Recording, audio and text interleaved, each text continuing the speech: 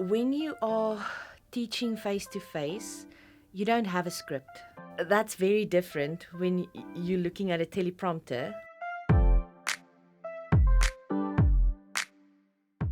At not one moment feel, oh, I'm being judged. I'm never going to do this in my life again. I just want to walk out of here. Nothing like that. It was just really fun. The way that you dealt with us while we were filming, because the whole time you have to look at this critically, but the feedback that we got from you, it was never personal. It was in such a way that we could actually improve. I could focus on what I needed to do.